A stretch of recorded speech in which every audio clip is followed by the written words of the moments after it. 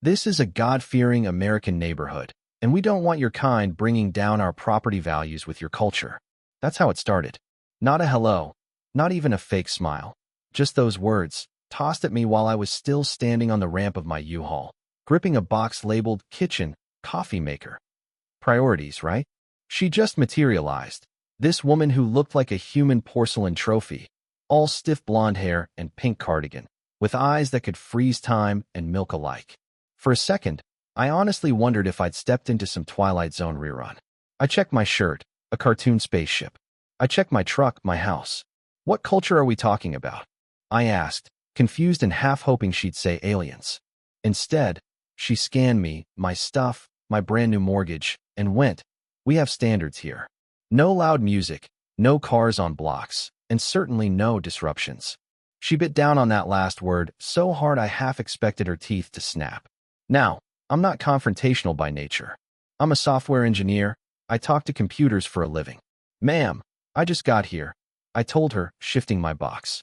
"The only disruption is you standing on my property, making some wild assumptions. I plan to be the quiet neighbor. HOA dues paid, grass cut, no trouble." Her eyes shrank into little angry raisins. "The homeowners association will be watching. I'm the president. I will be watching." Then she spun around and vanished into her beige fortress across the street, rose bushes all perfectly lined up like tiny soldiers.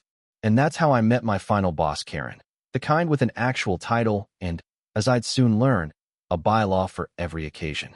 I set up the coffee maker because I knew, deep in my bones, I'd need the caffeine. The next few weeks were quiet in a deceptive way.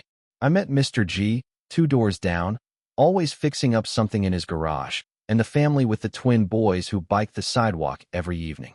For a minute, I let myself believe the HOA queen was just an anomaly. Maybe she just got off on intimidating new arrivals. You know what I mean? Oh, I was wrong. The trouble started with the trash, of course.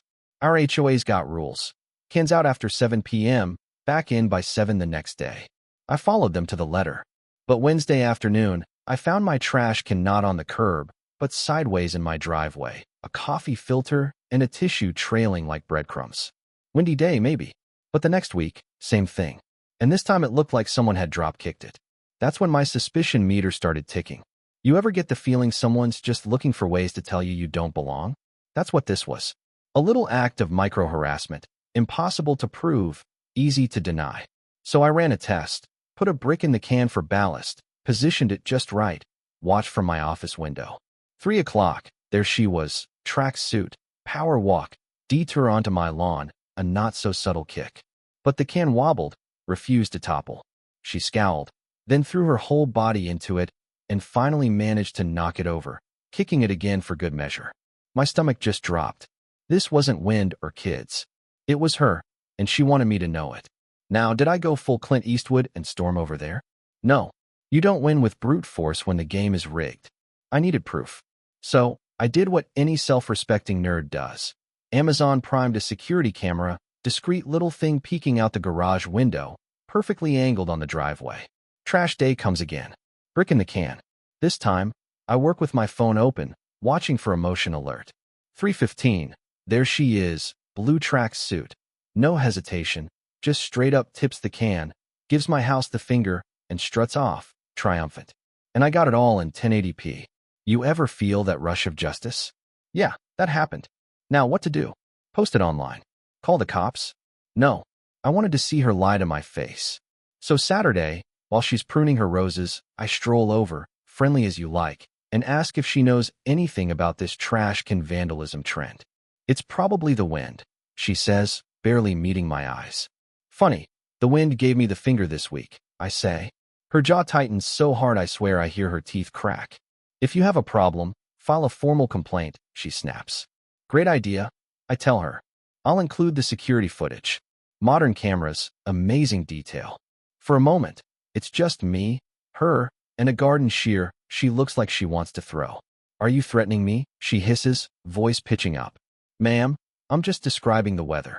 She sputters, then banishes me with a trembling finger. I walk away grinning, but I know this isn't the end. Not by a long shot. The next front? Paper.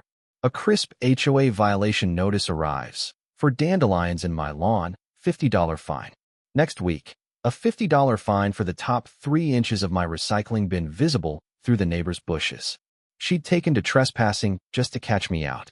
The hits kept coming. Grass a quarter-inch too high, a speck of mildew, a crack in the driveway. Each one, another fine. She had traded her foot for a clipboard. This was psychological warfare. I was patching holes in a sinking ship while she drilled new ones. So, I decided, if she wanted to play games, I'd bring her into my world. I spent a weekend designing a monument to her pettiness.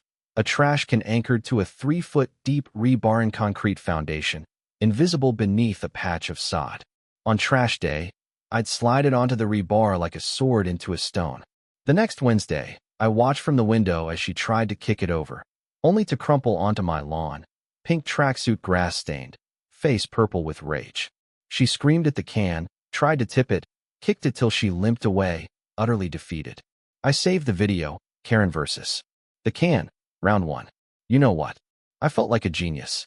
But if you think that's the end, let me back up a sec. People like her? They don't lose. They reload. A week later, her minivan idles at the end of her drive, pointing at my house like a tank. Then she crawls across the street, mounts the curb, and rams my trash can. Metal crunches, steam hisses. The can barely shifts. Her car's front end is wrecked. She bursts out, screaming that I booby-trapped the trash can, threatening to call the cops. I pour myself a coffee, sit on the porch, and watch the show. Police arrive. At first, it's the usual. Officer assumes I'm the threat. But the security footage doesn't lie. It shows her minivan, her rage, her humiliation. The tide turns. She's the one-sided.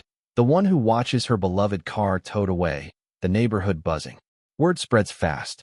Suddenly, neighbors who'd been distant are bringing beer, sharing stories of her reign of terror, families she'd chased out, flags she'd tried to ban, a history of weaponized bylaws.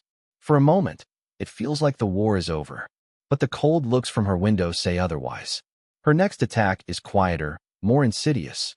She starts a whisper campaign. I see neighbors turn away, the friendly waves replaced with cold avoidance. At the grocery store, a woman flees when I say hello. Turns out, she's told everyone I'm violent, unstable, dangerous, twisting the whole story into her being the victim of my trap. Mr. G fills me in, shaking his head. She's poisoning the well, son. She's using what you are, not what you did. The old wound stings.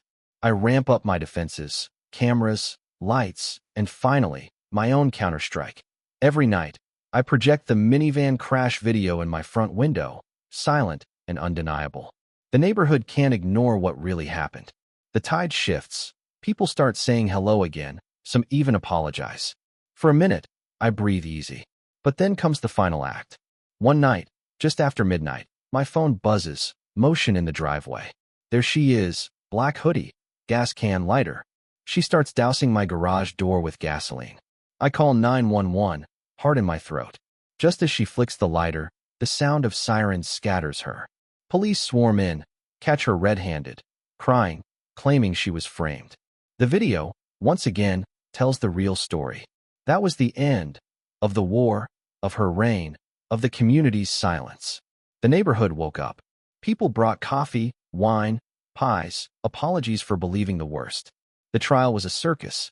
Her lawyer tried to paint me as the aggressor, but the truth was too clear. The verdict, guilty of attempted arson. 5 years. The judge was crystal. You cannot use your position, your privilege, or your prejudice to terrorize your neighbors. The aftermath? The HOA board collapsed. Mr. G became president, reversed every petty fine, refunded the victims, and made fairness the new standard. My trash can, slightly scarred, is now a local legend. The house is just a house again, filled with laughter, neighbors, the sound of kids on bikes, and the rich, ordinary peace I always wanted. Sometimes, sitting on my porch, I think about her, far from her rose bushes, locked away with nothing but her bitterness. Maybe she'll change. Maybe not. That's not my fight anymore. Here's the truth. Everyone deserves to feel safe in their home. Sometimes you have to go to war over something as dumb as a trash can just to prove it. So what do you think? Was justice served? Do these stories end the way they should? Let me know what you'd have done. Let's talk about it.